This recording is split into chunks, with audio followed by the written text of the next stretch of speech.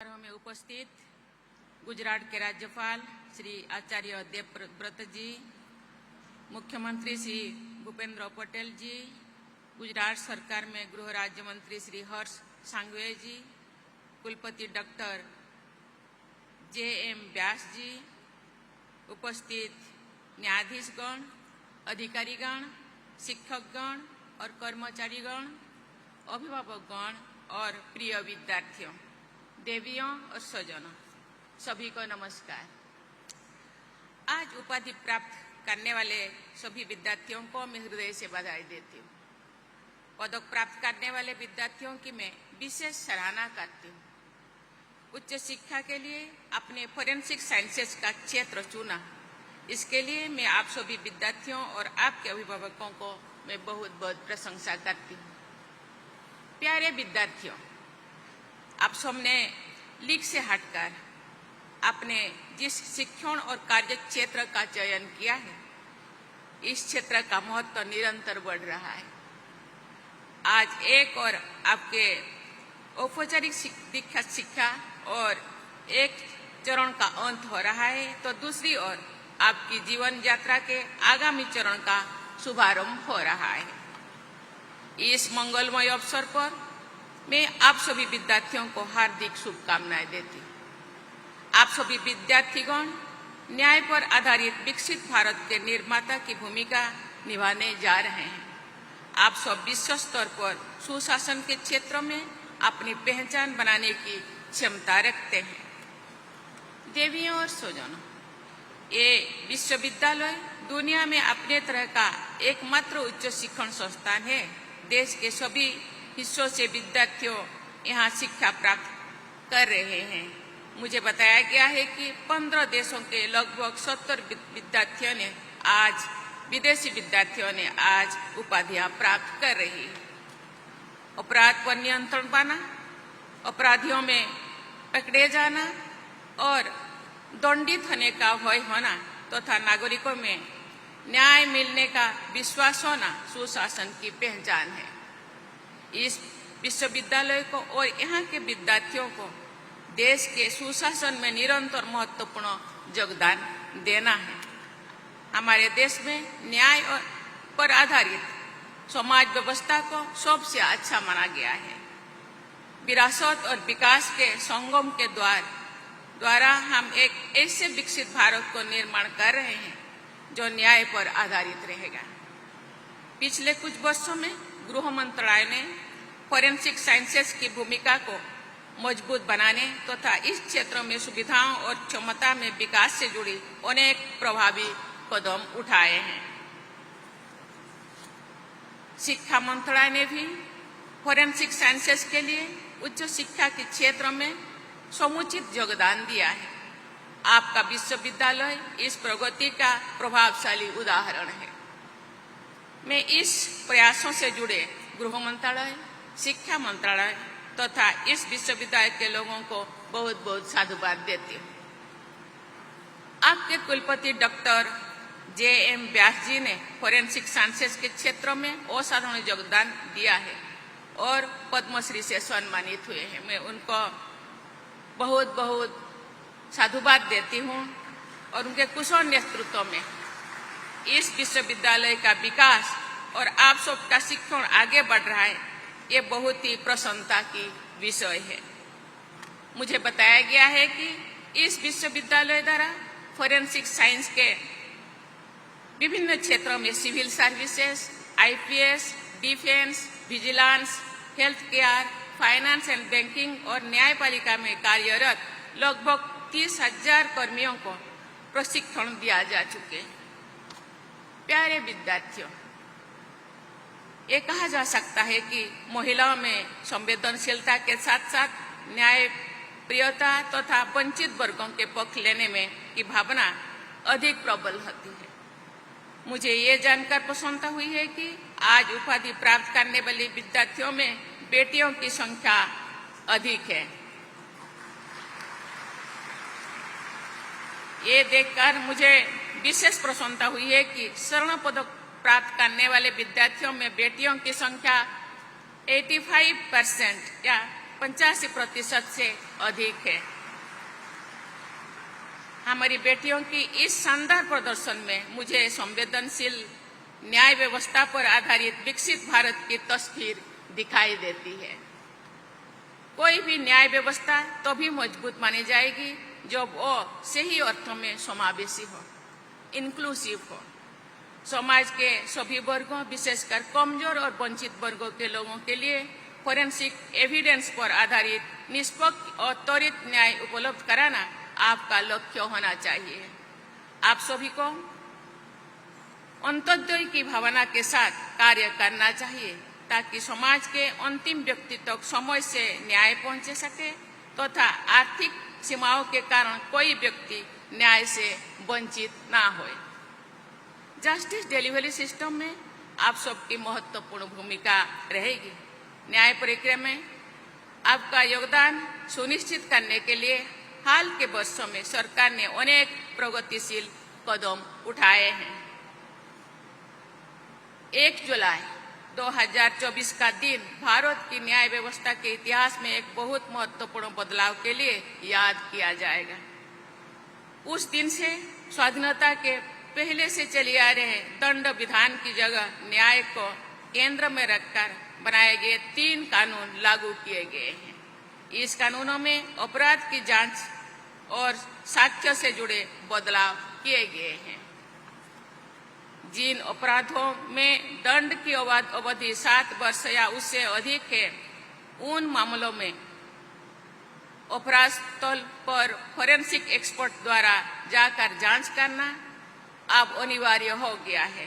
भारतीय नागरिक सुरक्षा संहिता के अनुसार सभी राज्यों में समयबद्ध तरीके से फोरेंसिक फैसिलिटीज विकसित की जाएगी। अनेक स्टैट्यूट्स में टाइम बाउंड फोरेंसिक एग्जामिनेशन की अनिवार्य कर दिया गया है। फोरेंसिक एग्जामिनेशन को अनिवार्य बनाने तथा एविडेंस को मजबूत बनाने के लिए अनेक बदलाव किए गए हैं। इस बदलावों का उद्देश्य वैज्ञानिक और स्पष्ट साक्ष्यों के आधार पर न्याय प्रक्रिया में आने वाले व्यवधानों पर काम करना, उसको कम करना और तेज गति से न्याय सुलभ करवाना। इन बदलावों के फलस्वरूप फोरेंसिक एक्सपर्ट्स की आवश्यकता बड़े पैमाने पर बढ़ रहा है। आपके विश्वविद्यालय की स्थापना देश में फोरेंसिक साइंसेस एक्सपर्ट की आवश्यकता को पूरा करने के लिए की गई है। आप सबने एजुकेशन और ट्रेनिंग के उपयोग को और उनके नए अवसर पैदा कर रहे हैं। आप सबके लिए रोजगार के नए द्वार खोल गए। आपको अपने विशेष ज्ञान का उपयोग करके नए नए मौका मिलने जा रहा है। आपके विश्वविद्यालय के पास अनेक कंसल्टेंसी असाइनमेंट आते हैं। मुझे ये जानकर प्रसन्नता हुई है कि आप में से अनेक विद्यार्थियों को केस एग्जामिनेशन का अनुभव भी हो रहा है। एक ये अमूल्य अनुभव है जो आपके करियर में बहुत उपयोगी सिद्ध होगा। न्याय प्रक्रिया में विलंब के अनेक कारणों में एक कारण ये भी रहा है कि फोरेंसिक फैसिलिटीज में बड़ी संख्या में आने वाले एग्जिबिट्स का विश्लेषण और परीक्षण शीघ्रता से करना संभव नहीं हो पाता है। फोरेंसिक फैसिलिटीज के संख्या में वृद्धि करने के साथ साथ आप जैसे फोरेंसिक एक्सपर्ट की संख्या में वृद्धि होनी भी आवश्यकता है। मुझे ये जानकर प्रसन्नता हुई है कि देश में फोरेंसिक साइंसेस इकोसिस्टम को विस्तृत और सुदृढ़ बनाने के लिए मिशन मोड में टाइम बाउंड तरीके से कार्य किया जा रहा है। देवियों और स्वजनों, टेक्नोलॉजी विशेषकर डिजिटल टेक्नोलॉजी तथा आर्टिफिशियल इंटेलिजेंस के क्षेत्र में तेजी से एक काम हो रहा है। उसका विकास के कारण एक तरफ तो फोरेंसिक साइंसेस एक्सपर्ट्स की क्षमता बढ़ रही है, तो दूसरी ओर अपराधियों की भी नई नई तरीका सूझ रही है। अपराधियों से अधिक तेज, तत्पर और सजग रहकर ही हमारे पुलिसिंग, प्रोसिक्यूशन और क्रिमिनल जस्टिस डिलीवरी सिस्टम से जुड़े लोग अपराध पर नियंत्रण रखने तथा न्याय सुलभ कराने में सफल हो सकते हैं। मैं आशा करती हूं कि नेशनल फॉरेंसिक साइंसेस यूनिवर्सिटी के योगदान से हमारा देश में सुदृढ़ फॉरेंसिक सिस्टम का विकास होगा, कन्विक्शन रेट में वृद्धि होगी तथा अपराधी भारत में अपराध करने से डरेंगे। इसी आशा और विश्वास के साथ मैं सभी विद्यार्थियों को पुनः बहुत बहुत बधाई देती हूँ और आशा करती हूँ कि सभी के उज्जवल भविष्य की मैं कामना भी करती हूँ और उनका रास्ता सुगम हो और देश का प्रगति हो, देश के जो अपराधी डरे और देश खुशहाल रहे। इसी के साथ मैं पुनः आप लोगों को धन्यवाद देती हूँ। जय हिंद, जय भारत। माननीय, बहुत बहुत आभार आपका। May I request Honorable Vice Chancellor Dr. J.M. Vyas to declare the convocation closed.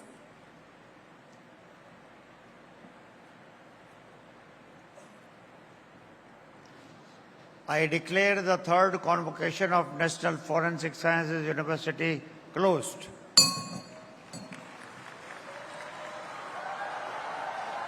We all will rise for national anthem.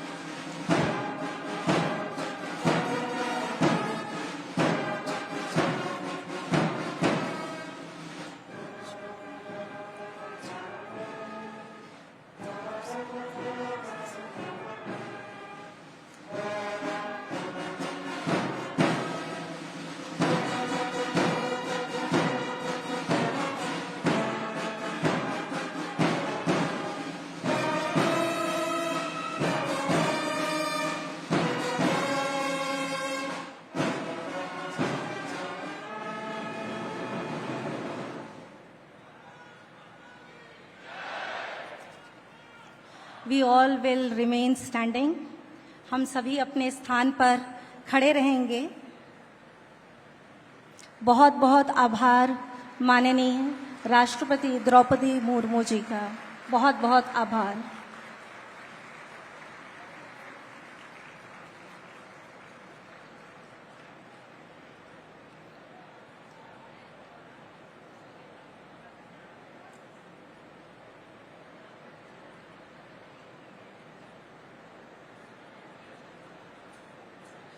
All the distinguished सभा को संबोधित करें और उन्हें प्रेरित करें। Sir please.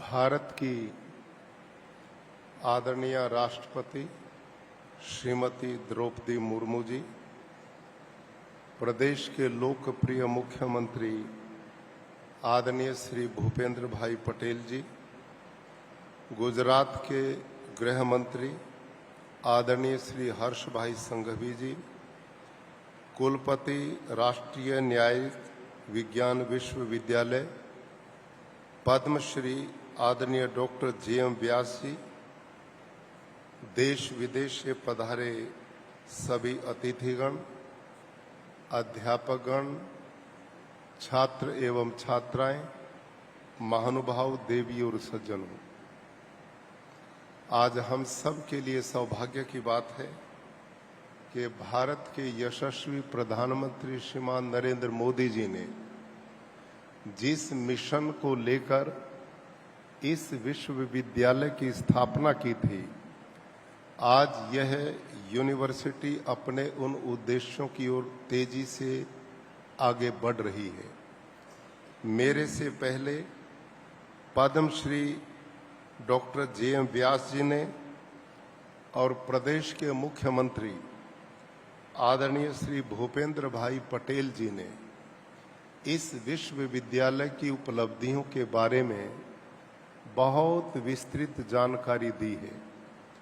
आज यह यूनिवर्सिटी आने वाली चुनौतियों का मुकाबला करने की एक जरूरत बन गई है।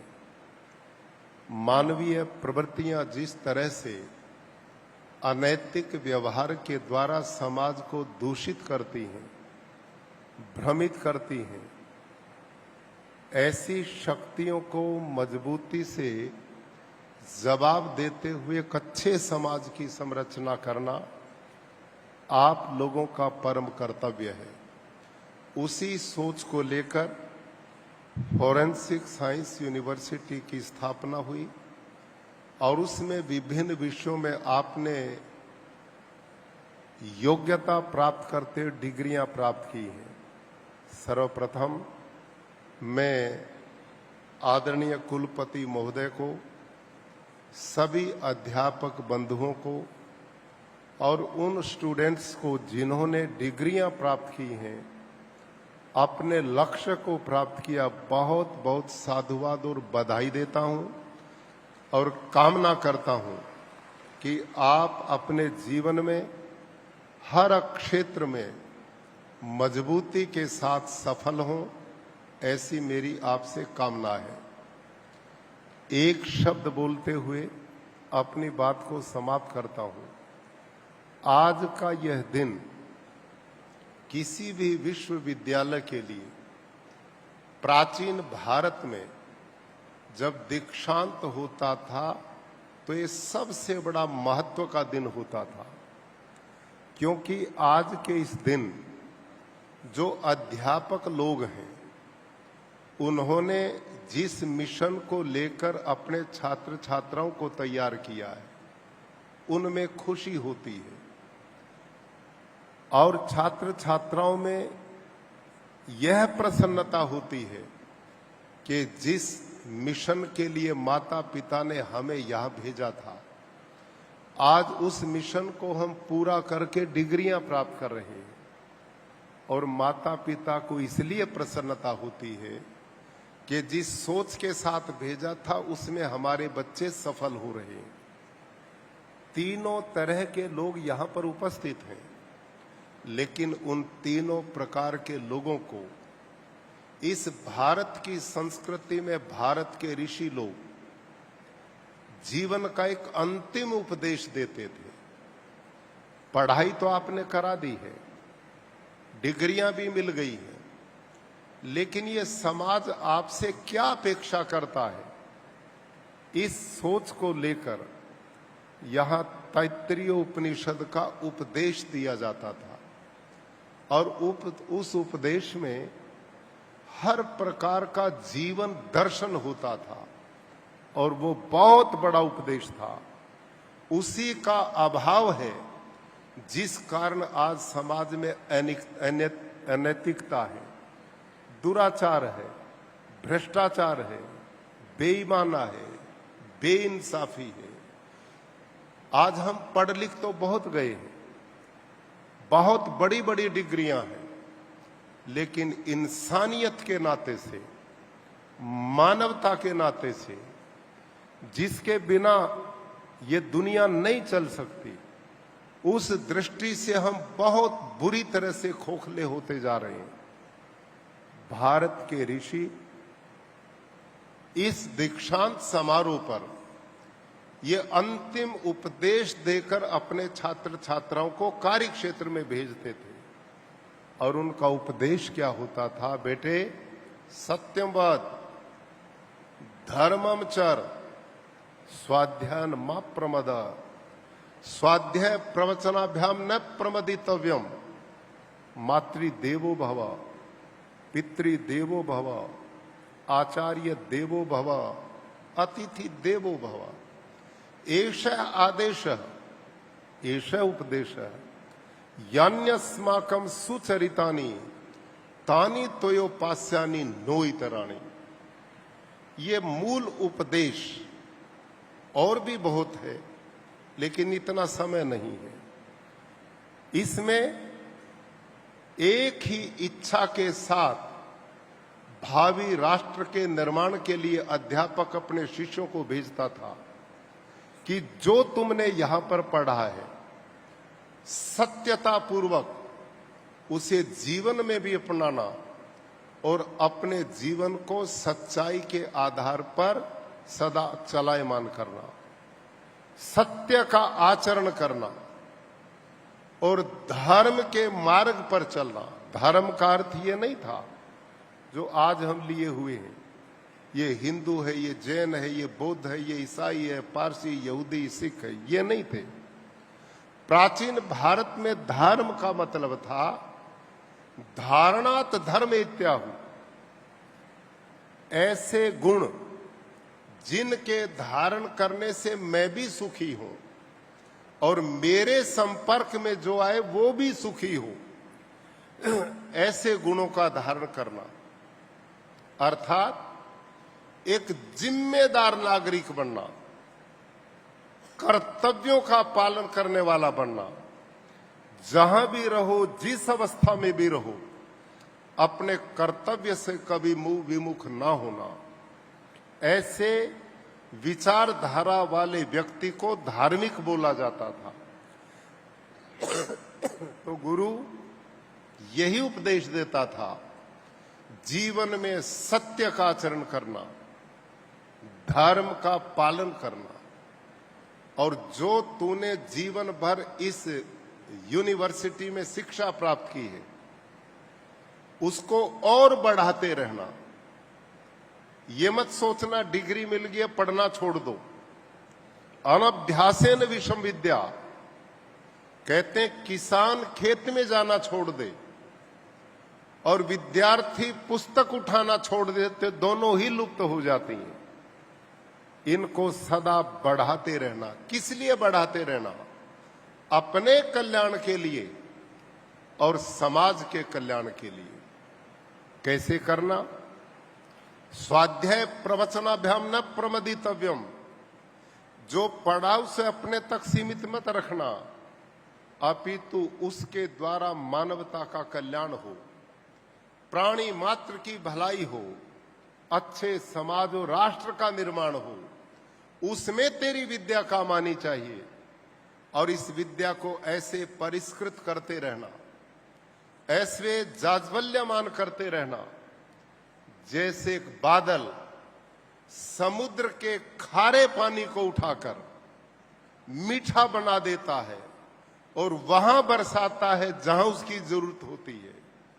एक विद्यार्थी का कर्तव्य यही होता है कि अपनी विद्या को वहां बांटे, उस समाज को दे जिससे पूरे समाज का बादल के पानी की तरह कल्याण हो। ये चिंतन भारत की संस्कृति का होता था। तो आप सब जिन्होंने लंबे समय तक यहां अलग अलग विषयों से डिग्रियां प्राप्त की हैं, भगवान से कामना पूर्ण सफल हो और जीवन के हर क्षेत्र में हर चुनौती का मुकाबला करते हुए अपनी विद्या के द्वारा समाज और देश को सुखी करें। इन्हीं शब्दों के साथ आप सबके प्रति शुभकामनाएं। धन्यवाद।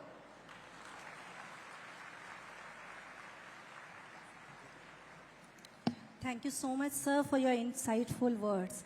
आज का दिन अत्यंत महत्वपूर्ण है क्योंकि आज हमें देश के प्रथम नागरिक के आतिथ्य का सौभाग्य प्राप्त हुआ है। ओडिशा के एक छोटे से गांव से लेकर भारत के सर्वोच्च संवैधानिक पद तक आपकी यात्रा अभूतपूर्व पराक्रम, असाधारण धैर्य, राष्ट्र के प्रति सेवा भावना का अप्रतिम उदाहरण है। मैं सविनय निवेदन करती हूँ राष्ट्रपति महोदया माननीय श्रीमती द्रौपदी मुर्मू जी से कि वे इस पावन पर्व पर अपने पदवीदान संबोधन से हम सबको प्रोत्साहित करें, हमारा मार्गदर्शन करें एवं आशीर्वचन से हमें प्रेरित करें। तालियों की करतल ध्वनि से हम स्वागत करते हैं माननीय श्रीमती द्रौपदी मुर्मू जी का।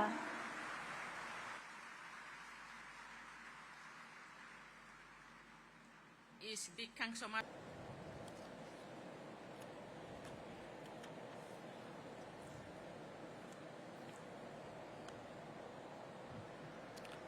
राष्ट्रीय न्यायालयिक विज्ञान विश्वविद्यालय के तृतीय दीक्षांत समारोह में हमारे बीच मंच पर उपस्थित भारत की सम्माननीय राष्ट्रपति महोदय श्रीमती द्रौपदी मुर्मू जी, प्रदेश के महामहिम राज्यपाल महोदय श्री आचार्य देवव्रत जी, मेरे साथी मंत्री श्री हर्ष भाई संघवी, कुलपति श्री डॉक्टर जे.एम. व्यास, देश विदेश से पधारे हुए वित्त क्षेत्र के महानुभाव, उपस्थित अधिकारीगण, विद्यार्थी एवं प्रेस मीडिया के मित्र, आप सभी को मेरा नमस्कार। आज भारत के प्रथम राष्ट्रपति डॉक्टर राजेंद्र प्रसाद जी के निर्वाण दिन पर उनकी दिव्य चेतना को मैं नमन करता हूं। राष्ट्रीय विज्ञान दिवस की आप सभी को शुभकामनाएं प्रदान करता हूं। आदरणीय मोदी जी ऐसे दूरदर्शी नेता हैं जो भविष्य में आने वाली चुनौतियों पर विचार, उससे निपटने की तैयारी समय से पहले ही कर लेते हैं।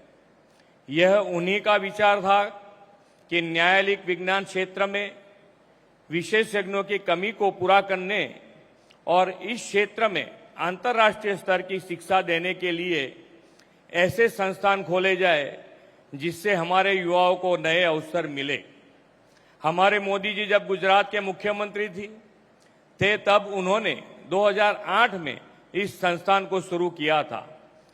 अपनी कई विशेष उपलब्धियों की वजह से आज यह राष्ट्रीय महत्व का संस्थान बन गया है और देश के 7 राज्यों के साथ युगांडा में भी इसका एक परिसर काम कर रहा है। इस संस्थान की लोकप्रियता और उपयोगिता दिनों दिन बढ़ रही है। यही कारण है कि देश की कई प्रतिष्ठित संस्थाओं और राज्य सरकारों ने इस संस्थान के साथ लगभग 147 MOU किए हैं। ज्ञान के माध्यम से ही व्यवहारिक बुद्धिमत्ता मिलती है जो मनुष्य के जीवन में पूर्णता की ओर ले जाती है। इस ध्येय मंत्र के साथ यह विश्वविद्यालय कार्यरत है। यहाँ पढ़ने वाले छात्र सौभाग्यशाली हैं। यह संस्थान सिर्फ पाठ्यक्रम की पढ़ाई ही नहीं करता बल्कि व्यावसायिक शिक्षा पर भी विशेष ध्यान देता है। आज इस विश्वविद्यालय के 3रे दीक्षांत समारोह में यहाँ से स्नातक, अनुस्नातक और डिप्लोमा उत्तीर्ण करने वाले 1562 छात्रों को मैं विशेष अभिनंदन और शुभकामनाएं देता हूं। हमारे लिए यह भी बड़ी सम्मान की बात है कि यहां से 76 विदेशी छात्रों को भी डिग्री मिलने जा रही है। प्रधानमंत्री श्री नरेंद्र मोदी जी और केंद्रीय मंत्री गृह मंत्री श्री अमित शाह जी के नेतृत्व में हम भारत की आजादी के अमृत काल के इस सफर में अनेक बदलावों के साक्षी बने हैं। आजादी के बाद देश में पहली बार दंड नहीं बल्कि न्याय दिलाने वाले कानून भारतीय न्याय संहिता, भारतीय नागरिक सुरक्षा संहिता और भारतीय साक्ष्य अधिनियम लागू हुए हैं। आदरणीय गृह मंत्री श्री अमित भाई ने के नेतृत्व में इन तीनों कानून को भारतीय परिवेश के अनुसार हमारे लोगों को समय पर न्याय मिले इसे सुनिश्चित करने के लिए लागू किया गया है। पुलिस, न्यायालयिक विज्ञान और न्यायपालिका तीनों ही न्याय प्रणाली के अभिन्न अंग बन गए हैं। इसीलिए न्यायालयिक विज्ञान क्षेत्र के दीक्षित छात्र के रूप में आपके पास आजादी के इस अमृत काल में राष्ट्र सेवा में योगदान देने के असीम अवसर हैं। बदलते समय के साथ जब अपराधों को छिपाने के लिए नए नए तरीके अपनाए जा रहे हैं, इस स्थिति में अपराधियों को पकड़ने और न्यायालय में अपराध को साबित करने में न्यायालयिक विज्ञान की भूमिका महत्वपूर्ण होगी। यहां से पढ़ने वाले छात्र अपनी प्रतिभा और योग्यता से न्याय प्रक्रिया को और सरल और त्वरित बनाएंगे। राष्ट्रीय न्यायालयिक विज्ञान विश्वविद्यालय अनुसंधान और नवाचार में भी अग्रणी है। ये बहुत ही सराहनीय बात है कि इस विश्वविद्यालय के 83 देशों को क्षमता निर्माण में मदद की है। शिक्षा के साथ साथ समाज और राष्ट्र को नशा मुक्त करने का काम भी विश्वविद्यालय कर रहा है। यहाँ मादक पदार्थ और ड्रग्स के परीक्षण के लिए अंतर्राष्ट्रीय स्तर की बुनियादी सुविधाएं भी मौजूद हैं। यह संस्थान राष्ट्र सेवा के उद्देश्य के विभिन्न क्षेत्रों में कार्यरत है और यहाँ होने वाली युवा राष्ट्र शक्ति राष्ट्र सेवा के लिए समर्पित होगी, यह मेरा विश्वास है। आज जब हम प्रधानमंत्री जी के विकसित भारत के विजन को हासिल करने के लिए और तेजी से आगे बढ़ रहे हैं, ऐसे में अधिक सुरक्षित भारत का भी विकास हो, ये हमारी पहली प्राथमिकता होनी चाहिए। यहाँ के सभी छात्र कानून व्यवस्था के विषय में से सीधे जुड़े हुए हैं। अगर आप हृदय में राष्ट्र प्रथम की भावना को लेकर आगे बढ़ेंगे तो मैं समझता हूं कि भारत दुनिया का सबसे सुरक्षित देश बनेगा। एक बार फिर आप सभी छात्रों को उज्जवल भविष्य की शुभकामनाएं देते हुए अपना उद्बोधन पूर्ण करता हूं। भारत माता की जय। वंदे मातरम। जय जय गरवी गुजरात। माननीय, आपके सद्भावपूर्ण शब्दों के लिए हार्दिक आभार। अपार हर्ष के साथ मैं विनम्र आग्रह करती हूँ माननीय श्री आचार्य देवव्रत जी से कि वे मंच पे